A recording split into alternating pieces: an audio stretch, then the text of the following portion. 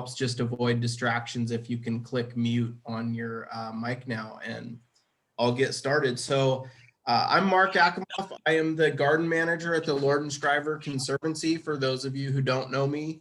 I've been a horticulturalist for about 20 plus years professionally now. It's a family trade, so I kind of grew up in it as well. So, for a good long bit of my life, I've been doing plants. So this is a travelogue of the 2005 Superbloom in Death Valley. They call them the 100-year bloom. It doesn't always come up every 100 years, but I think the idea is that it's pretty rare to get this kind of mass explosion. And I'll talk a little bit about the weather conditions and what can make that happen. So just to set the stage a little bit, the background here.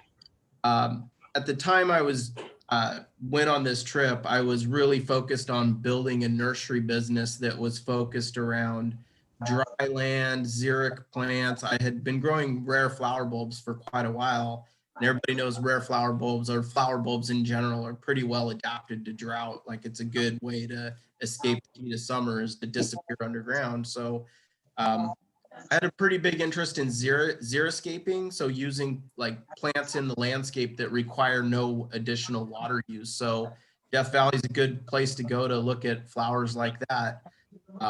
I would do quite a bit of landscape design using native flowers and dry land desert type plants in the landscape. So I was asked this week, actually last week, somebody asked me, like, what's my experience with design, garden design in general? And I don't really have a big formal background in it, but I do like rock gardens. This is the rock garden at Illahee at my nursery, and some of the flower bulbs I grow. And I've been a long time member of the North American Rock Garden Society, and some of their the plant design and landscaping stuff they do is really neat. I think rock gardens are really where my kind of main plant passion lies. So this is the rock garden at Illahee in the spring. And then I think one of the cool things about using some of these dry land xeric plants is this picture is taken in September, definitely at the end of the season when things are kind of wrapping up, but you can get a good diversity and a great show in rock gardens. And so that's really what I like to play with. So Death Valley offered me a good overview of some of the like broad diversity of the desert landscape. So anytime you see pumpkins at the same time flowers are blooming, you know, I think you're doing something right. It's like season extending, right? So hopefully we'll take a look at a bunch of wildflowers from Death Valley, and I'll give some tips and tricks if you're planning a trip down there that hopefully help you get the most out of it. So just another shot of my nursery, and we'll get into this. So this was 2005. It was quite a long time ago. Like I said, they call them sometimes the 100-year bloom, but they don't always come up every 100 years. The last one was 2016. They had a pretty big super bloom in Death Valley. A little bit about the conditions it takes to induce this bloom. The more rain, the better. Death Valley is one of the hottest and driest places on earth. So in a normal year, they get less than 2 inches of rain. But what you want is the El Nino effect that can push a lot of rain in. So I was checking the weather sites today, and even though California is getting hammered by some big weather systems right now, it doesn't seem to be getting quite all the way into the desert. So you really got to watch. And I'll talk a little bit about the crowds that you can see down there on a big wildflower bloom year. Can everybody put their microphone on mute just so there's no distractions? If you haven't done it yet, it can kind of help to cut the background noise out. So in 2004, 2005, the desert got 6 inches of rain, over 6 inches of rain, which is that's a good bit of rain for a place that gets normally less than 2 inches. So just a little bit on the trip down there, I had a 2-year-old with me at the time, my daughter. We took our time getting down there. We kind of did it in little bump stops. So we went to Reno and spent a night in Reno, and then stopped off at the Mono Lake. And if you haven't seen Mono Lake, it's pretty neat. It's a neat stop. These are tufa rocks. So if you're a rock gardener, you know tufa is a pretty desirable thing for rock gardeners. So these were springs where calcium carbonate rich water seeped out of the ground over time, and it deposited this rock into layers. The old water level would have been at the top of these, and then this is how much the water levels dropped over time. The city of Los Angeles, I think, gets some of its drinking water in Southern California from Mono Lake, and there's kind of an ecological crisis they talk about in how much the water level has dropped there, and what it's kind of impacting the environment. But Mark, somebody's not muted and it's really just, can't hear you. yeah, so hey, can everybody out there, I'll pause for a second. Can you please put your microphone on mute? If you have, it's up in the right-hand corner. You should be able to see a little box. And if you just put it on mute, that would really help the quality for everybody, please. Mark, mine's in the bottom left and Okay. you might be able to mute everybody. Sorry, bottom left. I think somebody maybe's logged in who's not paying attention. I apologize about that. But if you can, please mute right now. Whoever's having a conversation in the back there, could you please mute your button so we can all enjoy this? Okay, so I'll do another reminder. Hopefully they check in here in a second. So the tufa rock, tufa's been used for decades in growing alpines. This is the Reitman Alpine Garden, beautiful use of it here.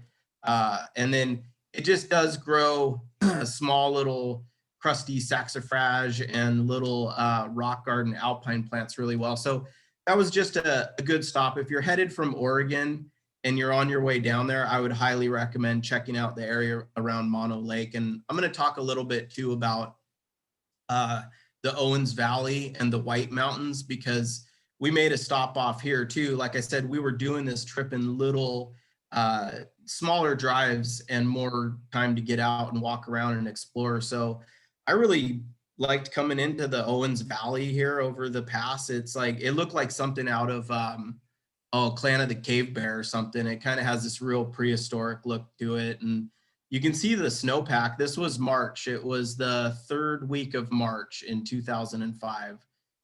So Bishop is a cute little town in kind of the Inyo County. And you can see on this map, it says Silver Canyon, not recommended, 4x4 high clearance vehicles only.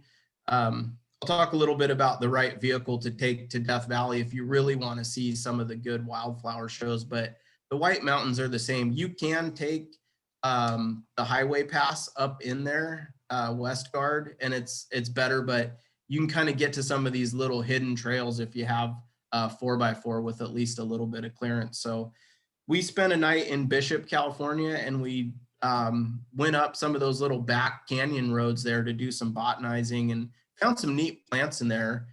This is Astragalus coccineus. If you saw my webinar on wildflower adventures around Oregon, I talked about the loco weeds. This is one of the Western loco weeds, probably the showiest one there is because of the bright scarlet flowers and the silvery leaves, just really, really pretty. Called loco weeds because apparently cattle grazing on them go crazy, kind of lose their mind. They're toxic, but really showy, beautiful wildflower in the White Mountains. There's some other neat flowers to see in there. This is a little Gilia that was blooming. I want that in my rock garden. That would make a great show for sure. I don't know what this one was. I think this was like a yellow verbena. It looks like one of the yellow sand verbenas maybe that's down there. So now we'll get into Death Valley and I'll talk a little bit about the geology, and I apologize. I know we have some probably folks with a much broader and deeper geological background for me than I do. But so Death Valley, a little bit how it was formed. It's a rift valley. So it wasn't a glacier that carved this valley. It was pulled apart by plate tectonics. So basically uplifting caused the mountains to form, then fault actually pushed it apart. And I'll talk a little bit about it. It was actually a lake for a long time. So just to orient yourself, if you can see the map in the upper right-hand corner, there's Bakersfield. There's a great documentary on, I think it's on Netflix. You can see it. It's called Darwin.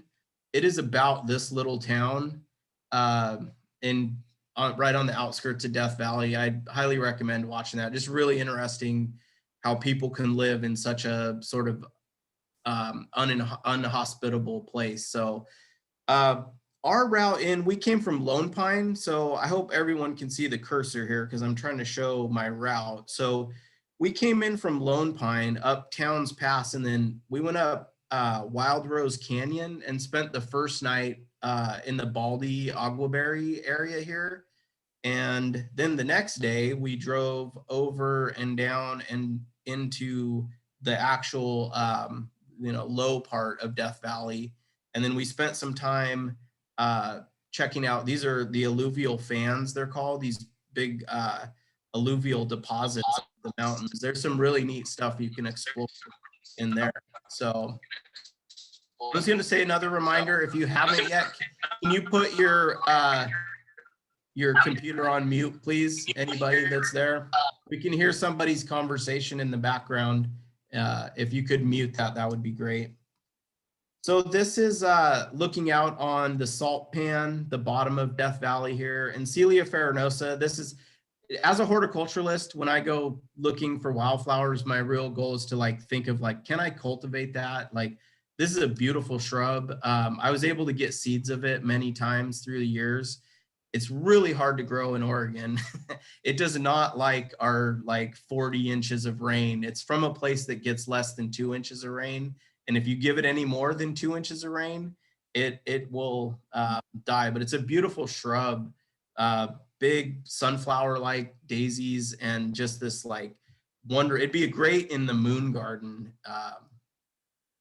So a little bit about what I was really searching for when I went there. I was very specifically looking for a wildflower that I was trying to find. I have a background in breeding monkey flowers, and this is kind of, to me, has always been the holy grail of the genus Mimulus. It's since changed names, but I still am kind of sticking with the old name. But this is the Death Valley monkey flower here in the wild, and it took me 12 years after I went on this trip to finally get seed of it and to be able to grow it. And I did, and this is it blooming in my greenhouse. And then here it's growing on, not a piece of tufa, but on pumice, which if you're talking about trying to cultivate plants that come from super arid regions, you have to use tricks like growing them basically in a chunk of rock because it's like the ultimate drainage. So this was one of the plants I was really trying to find, and I, spoiler alert, I'll tell you, I didn't actually see it. I never did find it, even though I tried really hard. But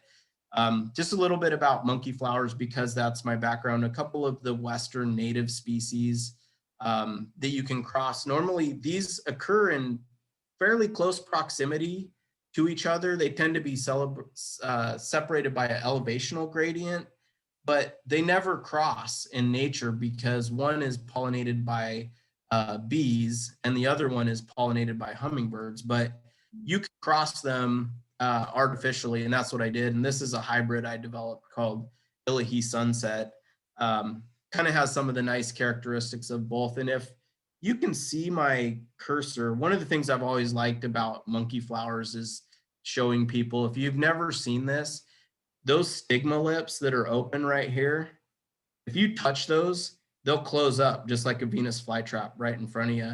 And it's a mechanism to prevent outcrossing. So basically, they don't want to get pollen from their own. So a bee flies in, they get pollinated, they close up real quick. That way, when the bee's backing out, it doesn't self-fertilize it. So it's actually an outcrossing mechanism to make sure they hybridize, which it's really interesting because monkey flowers have a ton of genetic variability in them.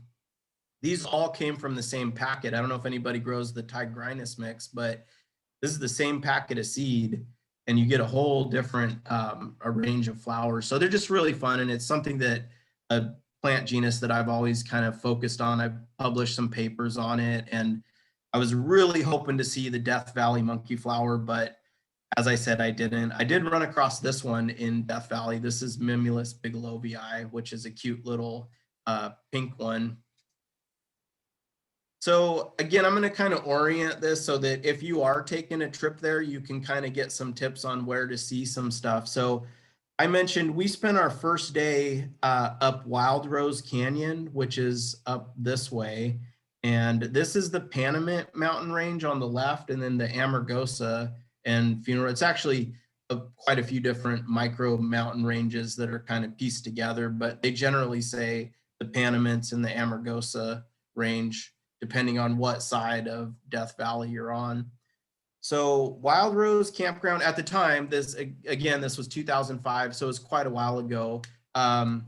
This is Wild Rose Campground, and it was free campground, just primitive sites for sure. But this is Telescope Peak in the background, 11,000 foot mountain range, and it's one that you can climb pretty easy. We didn't get all the way up there, but we did explore, and you can just see, of course, this is on the west side, but this was the year they got hammered with so much rain. It's pretty green and lush. I mean, it's March, but if you look around, there's all kinds of stuff going on. Here's a little golden evening primrose that's blooming. Really neat. That I will say though, the night we camped here, there was a windstorm that came through, and this was just this little valley right here, Wild Rose Canyon, was a literal wind tunnel, and the tent was flattening. I thought the fiberglass tent stakes were gonna break because it just, every big gust of wind would flatten the tent right on your face. And then the next morning, it rained a little bit that night, and the next morning it dawned like this, just beautiful and clear. But one tip, watch out for the wind. Bring your tent stakes. If you're gonna tent camp, a good set of tent stakes are mandatory. So one of the plants that grows around there, this one wasn't quite blooming yet. It does have big white flowers to it, and it's pretty showy. This is Trichoceros, the tobacco weed or gravel ghost. I thought it looks like a kind of like a fancy lettuce or something that you'd be growing in your garden. Of course, Death Valley and the whole Southern California desert system is pretty famous for its cactuses. I'm not really like a cactus cactophile or whatever they call them, but I did try to identify as many as I could. That one wasn't that big. It's about the size of a softball, but those spines are 2 inches long. You definitely got to watch where you're walking in Death Valley because there are some wicked cactuses. The beaver tail cactus, Apuntia basilaris. Again, this was in bud. It would have been nice to have caught it in bloom, but it wasn't quite there yet. One of the things to note about Death Valley, because you can go from the mountain ranges that are 11,000 feet all the way to 280 feet below sea level, there's a huge elevation gradient there. So you can really key in on different plant bloom times based on that elevational gradient. I'll talk a little bit about that, how we climbed up and down a bit. So this was a really beautiful one to see, the desert Indian paintbrush, Castanea cremosa. And one of the things about this thing, you can kind of see the green in the background. For the one of the driest places around, there was a lot of just lushness and life that was happening. So here's I've taken some entomology classes for my degree, but I'm not by any means like a professional entomologist, and I try to do the best I can. I think that was a checker spot caterpillar that's on the Indian paintbrush there. So I was, prior to this trip, I actually worked for a time at a fern nursery, a specialty fern nursery in the Portland area. And I've always had an interest in ferns, and especially the xeric ones. So this is a fern. This is a fern from Death Valley. You won't think of Death Valley as a place for like shady, moisture-loving ferns, but Cheilanthes are pretty well adapted. Those hairs there help to reflect sunlight and minimize evapotranspiration off the leaf surface. So really well adapted little fern, and I'll show a few different shots of it. It just silvery glowing really beautiful, and always found almost always growing in little cracks in rocks, probably to capture what little moisture is available there. So this is another loco weed. This is Astragalus lanei. A beautiful one too. They have really showy flowers, and they're bladder pods. Some of them are actually known more for their seed pods than their actual flowers, but this was a pretty one as well up the Wild Rose area. Just some of the like lichens. Like I said, it was kind of interesting to see the lushness of everything in a place that can get to 130 degrees. I mean, that's like the oven temperatures are possible in this part of the world. So one of the bizarrest things you see, if you do make down there, try to take the time to go up and see the charcoal kilns. These are big structures. I mean, a person, you barely, I barely anyway, have to duck to get into this hole here. But so these are big, massive structures, and they look like, I thought they kind of looked like alien seed pods or something, because you're driving out this back road in the middle of nowhere. And then all of a sudden you come into this little flat area and there's these giant beehive looking structures. So what they were doing was they harvested the juniper that's on the hillsides around here, and they smoldered it down into charcoal. And then they used the charcoal to fire kilns. I think they were doing a lot of, there's a big mining history in Death Valley. And so they were using that charcoal to run furnaces basically to smelter out different metals and stuff. And they actually, there was a huge tramway that went from the upper peaks all the way to the valley bottom that they would run this charcoal back and forth on. But they built them up in the mountains because that's where the trees were. So they didn't have to haul the wood. They just hauled the finished charcoal product. But it's kind of a bizarre formation of man-made. It looks kind of alien. And if you're out there, definitely take the time to go see it. But that was Wild Rose. Now we'll dive down into the actual Death Valley itself. So the one thing I thought was interesting, because we came from up here, and then you have to kind of drive around these passes. But like I said, you're going from 7,000 feet, 8,000 feet, all the way down to sea level in a really short period of time. And at least my Jeep Cherokee didn't have a pressurized cabin. If you're somebody whose ears bother you on like airplane flights when you're in a pressurized cabin, just the going up and down, I was blown away by how much that descent from 6,000 feet to below sea level would affect the pressure in your ears. You kind of had to be constantly adjusting. But this is down into the salt pan now. So I'll talk a little bit more about how Death Valley used to be a lake, but this is basically like 1,000-foot deep deposits of salt. And this is where they mined borax, that history. This actual part of Death Valley is called the Devil's Golf Course, which is kind of a fitting name. If you hit a golf ball out there, it's not hard to figure out why they named it the Devil's Golf Course, I guess. So this is me standing in the desert with the bloom. This is what most people came to see, I'll be honest. And I went looking for some of the more unusual flowers that you don't see, but this is the desert gold. And I honestly didn't take tons of photos of this, because you can Google image and see beautiful shows of this with purple sand verbena and this Leia blooming just as far as the eye could see.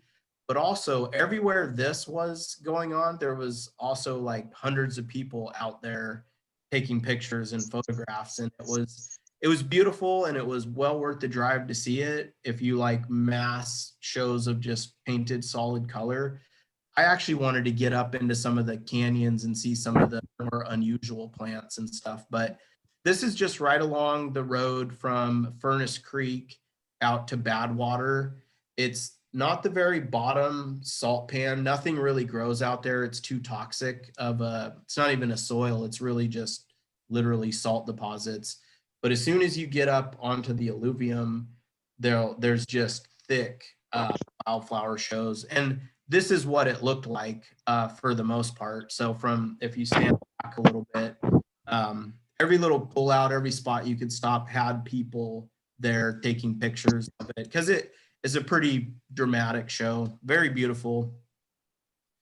But I would say if you really want the best experience in Death Valley, try to bring a 4-wheel drive, because you got to get away from the crowds and off the beaten track to see some of the cool stuff. So hiking is another way to do that. This is how long ago this little girl in the backpack here was 2. She's headed off to college next year. She's a senior in high school. So it was a while ago, but there's some neat hiking slot canyons and all kinds of stuff to see if you want to get off the trail. And that's where I headed, because I was looking for that monkey flower, and it was the best location information I had was that it grew in limestone seeps up the canyon, and it was said to grow in Hanapa Canyon. So that's where I was headed, and really appreciated that massive wildflower bloom for what it was. But there's so many more interesting flowers when you get up and you start to experience the different elevations and how the wildflowers change. So just a tip about if you're traveling there, backcountry travel, the National Park Service has really great resources and guides, and this is one of the maps. You're allowed to camp with anywhere once you get off the main road into the backcountry. Dispersed camping is allowed. There's really no designated, there's rules to where you can camp, but it's like you can get out and experience so much more of the valley if you have a 4-wheel drive. I wouldn't recommend it in a car. They put out a lot of things. This is going to come up in the story here as to why the whole trip got changed around, because we did experience a flat tire, which is something that happens. So this is what it looks like going up the alluvial fan into Hanapa Canyon. So there's a pretty good, this gives you a good idea of the road. Like that doesn't look too bad, but it changes pretty dramatically, and it can change season to season. So if you're going to get off the main road, definitely be prepared for some pretty, good 4-wheel drive, high clearance vehicles, definitely recommended. So this is why I always took a Jeep Cherokee, is pretty capable of getting far out into the outback for sure. But just note those roads are not improved. They're not graded. You sometimes have to get out and move a big boulder out of the way. And then one thing to remember is that this area was heavily mined before it became a national park. So there's remnants of like scrap iron and everything. And that's what ended up getting us. We had planned to do Hanapa Canyon and then go down to the next alluvial fan. And we were basically going to explore these little canyons all the way down and then exit out the southern end of Death Valley and have done the whole thing. Well, we ended up picking up a big chunk of metal in our tire, and I didn't have a full-size spare at the time. So I thought I was pretty well prepared because I do a lot of backcountry travel. And so if you do, most people know about tire plugs, and you can have a little bicycle pump. I have a little kit that I carry that allows you, if you get a puncture, to basically do a pretty quick repair. Well, I ended up having to put 3 plugs in this one thing, as I picked up a big chunk of iron that essentially slashed the tire. And while I got it to stop leaking, I only had the little donut rim, and so that kind of cut out our backcountry adventure. But I did manage before that happened to get up into pretty high up into Hanapa Canyon, and there's some pretty neat stuff. These are the big barrel cactuses, and then here's Salvia dorii bloom, and this is a really beautiful shrub. Again, being in Oregon where it rains 40 to 60 inches a year, the game for a horticulturalist is to find a plant that can tolerate the wet in the winter. But the benefit of these plants is they're dry for, 2 inches of water. That's what most people put on their lawn every week. These plants see that the entire year, right? So that's phenomenal drought tolerance. And that's kind of what I was looking for, was plants that can take that kind of condition. So here's another shot of that Cheilanthes. There's a couple beautiful just rock garden show, the Mojave Aster, Xylorhiza, and then this is the Encelia farinosa shrub I talked about. So the desert prickly poppy, this is, I was able to drive pretty far up that canyon. Eventually the road kind of disappeared into a wash, and what you can do is follow a wash. So somewhat, you got to watch out for big gravel deposits if you're in a four-wheel drive it can sink kind of like mud if you're in really loose gravel. But I got pretty high up, and then I hiked up the side cliffs because I was looking for that monkey flower. But some pretty beautiful views. Here's a wash. So this would be like the typical wash that you could drive up and get away. And honestly, once we got off the road just a mile, we didn't see anybody. We had this whole, and there was like thousands of people down below who would, because this was a big event that had been well publicized. You can read about it if you go on the internet and you just Google like Death Valley Superbloom. If there's one coming, it'll be well publicized and people will be talking about it. And along with that will come the crowd. So if you have the capability to get a little bit further away from the road, you can get away from the crowds, because we had this entire canyon all to ourselves, even though there was thousands of people down below gawking at the big yellow show. So I do say this probably goes down. I've camped a lot of beautiful spots in my life because I've done a lot of backcountry travel to explore wildflower spots. But I still say this probably goes down as the most beautiful campsite I've ever had, hands down. This is the Funeral and Amargosa Mountains in the background, and we're camped on that alluvial deposit up Hanapa there. And you're looking down on the salt pan and nobody around, for a time when it was the peak bloom, 100-year bloom event. We had this just beautiful spot all to ourselves.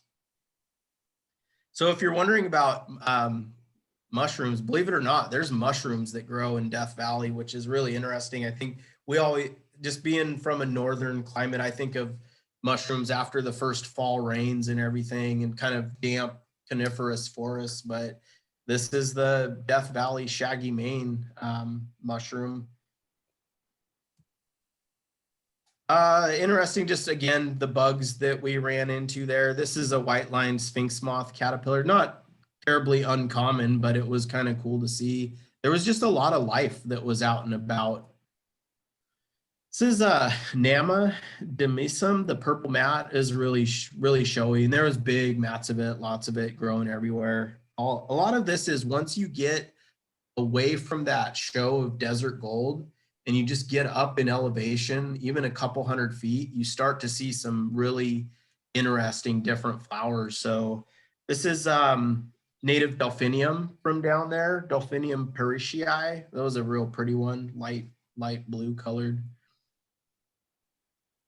There's the big Encelia growing in a gravel wash. Like, I was really taken by this plant because I thought, man, if for a xeric garden, it checks all the boxes. But like I've said, I've tried to grow it in Oregon pretty much every time I can find seeds of it or get a cutting. And I consider it ungrowable at our latitude anyway. So a little bit of some of the interesting things about Death Valley. If you do go, you have to stop and see the Death Valley pupfish. So Death Valley was originally a lake. And so all that borax, all the salts that are in the bottom, that's because it evaporated out. It just slowly basically drained and then evaporated the last bit of it all the way down. But there are still fish that live in Death Valley, and they're pretty remarkable.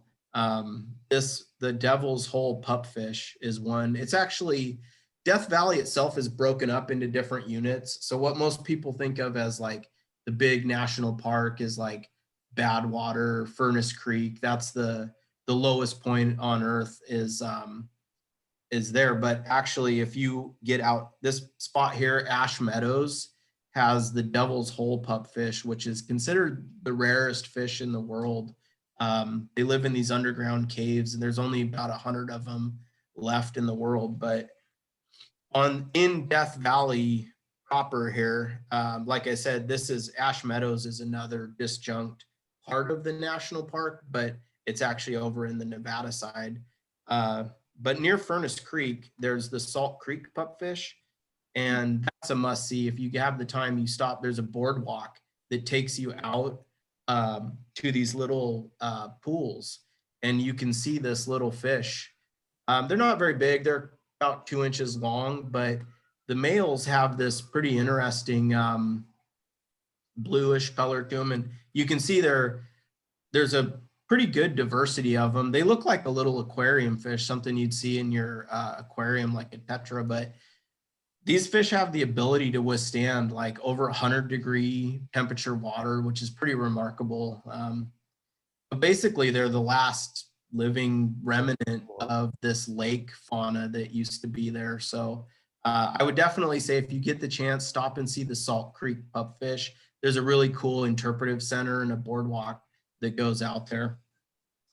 Okay, so back to the flowers. There, this one, the Macranthia aridus, the Silver Lakes daisy. So there's a lot of composites down that way, I will say. So hopefully, and even most people think, oh, why would you show a dandelion? I mean, for most people, it's a common weed, but it's actually a pretty showy one. Big, like, to me, it looked like a chrysanthemum, really, or like a Chinese aster. Pretty showy, but that's the desert dandelion that was in bloom down there.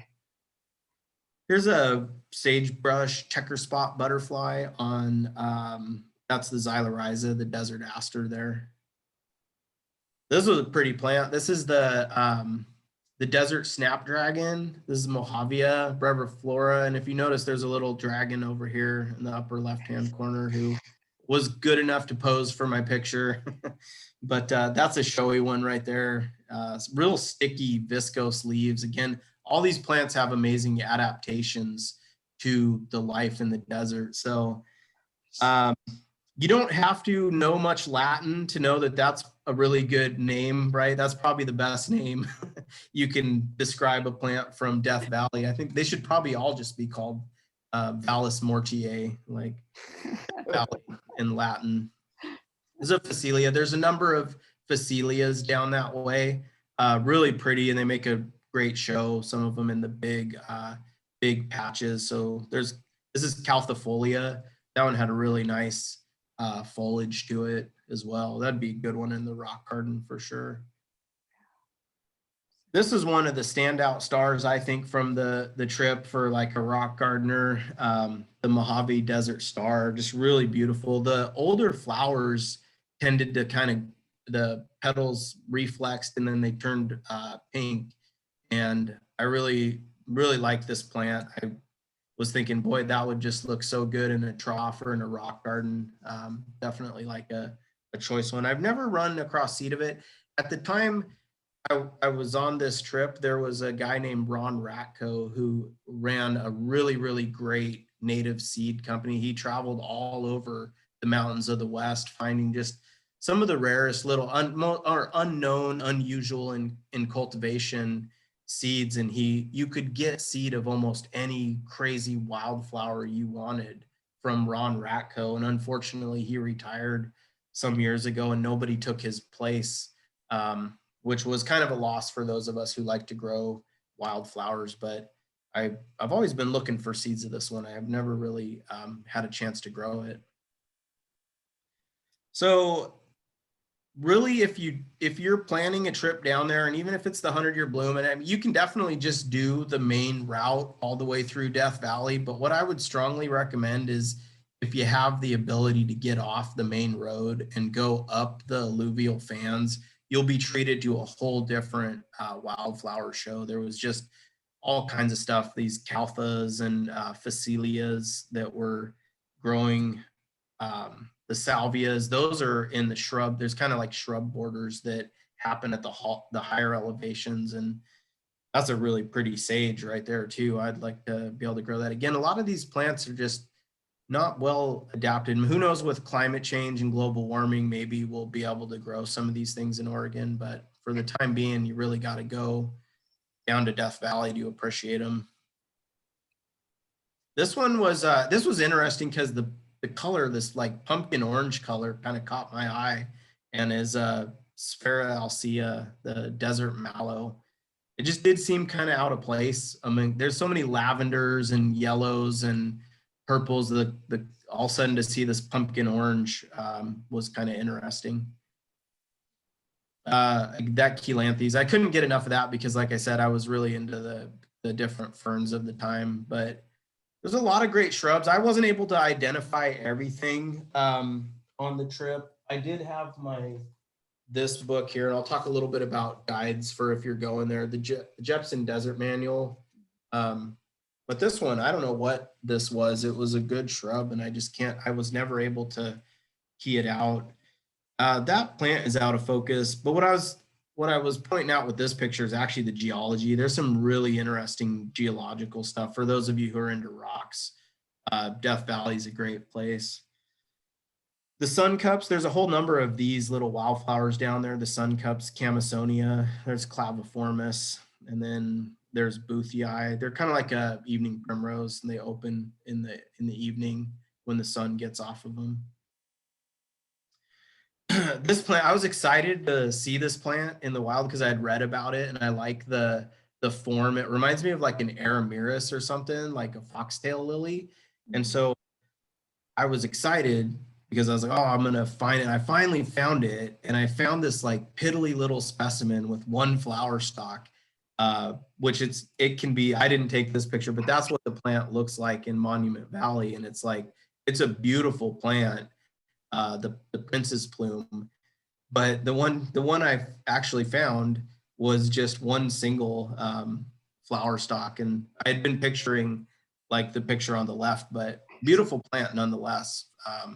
There wasn't very much of it that year, which I was kind of thinking it's interesting. And some plants may bloom less when there is more water than others. I don't know exactly how all that lines up, but if I did read that there was a pretty good amount of rain in 2019, and I was looking to kind of see if you could forecast this year, and so far it doesn't look like it's getting enough rain, even though Southern California has been hammered lately. It just doesn't seem to be pushing inland. So that camp spot I showed was right down here, if you can see the cursor. So we were able to drive up. This is Hanapah Canyon, drive up and then hike. And like I said, it's one wrong move. There's barrel cactuses to catch your fall with 2-inch spines. So definitely got to be pretty fleet-footed like a goat if you're going to go hiking around. But some of the most interesting plants are on the hiking trails. And I think the backcountry was pretty fun to explore, but there are a number of like much easier hiking trails than climbing up the side of the canyon looking for this rare monkey flower, which, as I said, I never did find it, unfortunately. I thought I was getting close as I got up there, and then we were definitely going to go check out a couple more spots. Well, the next day we drove from our campsite here down, and we were looking at one of the borax mine interpretive sites. It had a lot of signage and kind of all the old mining equipment. And as we were walking around, kind of just enjoying it, wrapped up and walked back to the car, I heard this psss, and sure enough, had just seen that the tire was going flat. So just a couple of tips. If you are going to go back roads, definitely bring a full-size spare. I should have and wished I had, because I would have just kept on the adventure. But as it turned out, it was a lot safer to go back out to Bakersfield and have the tire repaired than it was to continue to drive all the way around. Because you get down into the depths of Death Valley, there's not a lot of services. And so I can imagine AAA or somebody coming to like, fix a flat or whatever. We had a spare. It was just the little donut kind. And so it basically cut out that backcountry adventures that I wanted to do. Another tip is fill up like in Bishop or Lone Pine, because that's going to be your last cheap gas. if you get over into Death Valley, there is some service stations in there, but there's stories of like gas costing $9 a gallon, but I think it was $6. I don't think it goes below $6 a gallon. So if you have the ability to fill up or bring spare gas with you, that's going to help for sure. So just a little bit about planning a trip. February and March are the wettest months, but it takes a lot of rain to get the flower show. So there's always going to be some level of flowers blooming unless it's a super mega drought year and just gotten 0 rain. You'll get something, but you should keep an eye on the weather stations and kind of plan your trip around. If they get over anything over 3 to 4 inches is supposed to, like, maybe not even be a super bloom. 6 inches and above is definitely going to trigger that massive explosion. Basically what happens is that seed just lies dormant in the soil until it's gotten enough water. A lot of those seeds will have like waxy seed coats or some sort of an adaptation that prevents them from germinating unless they've gotten all the water that they actually need to grow and complete their life cycle. So some of that seed, it's called recalcitrant, it can lay dormant for long time. So you can just Google Death Valley rainfall conditions. Then actually the National Park Service has a pretty great website that has all kinds of backcountry guides. It has a lot of stuff that'll really help plan a trip if you're going.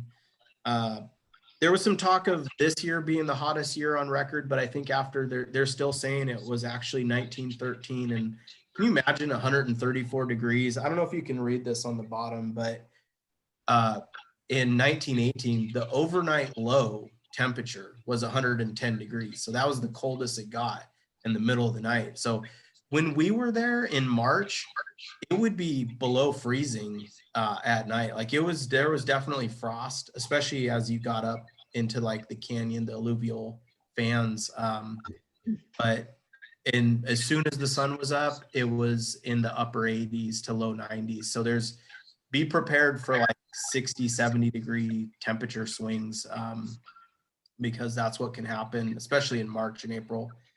The one thing also too is flash floods are common. So if you're in the back country and you're up, like I mentioned, washes are sort of like the road trail that you can go, but you're not really driving, you're driving in basically a riverbed.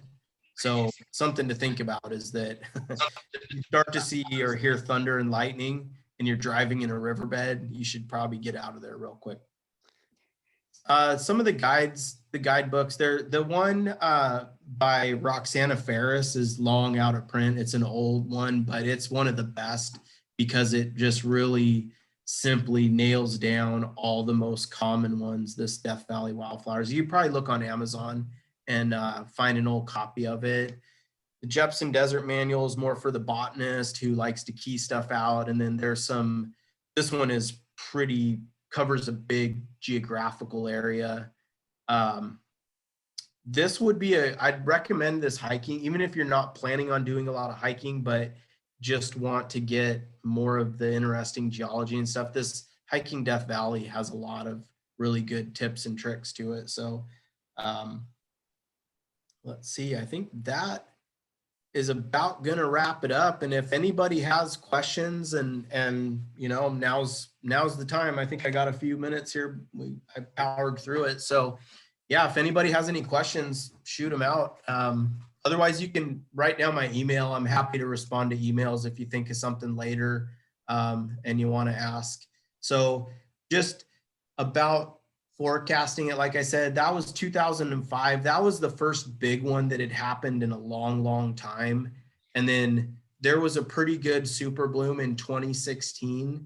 And then, you know, we're getting more and more, it seems like these wild weather patterns where we're just getting, like, at least here in Oregon, January, I think, set an early record for we had 5-6 inches of rain in the first like week or two of January. So you never know. There could be, you just got to keep an eye on that weather. And like I said, if it gets over 5 inches out there, you're definitely going to be treated to a pretty amazing show. But again, expect the crowds to come with it. So you want to kind of plan for it. We went midweek. Basically that helped, I think, cut a lot of it out. I hear it does get pretty crowded on weekends too. But camping helps to, you don't have to worry so much about the crowds that way. Because there's not a lot of accommodations. I can't really recommend any hotels. Once we got past Bishop, we were tent camping the whole time. So yeah, anybody have any questions? I'm happy to answer or try to.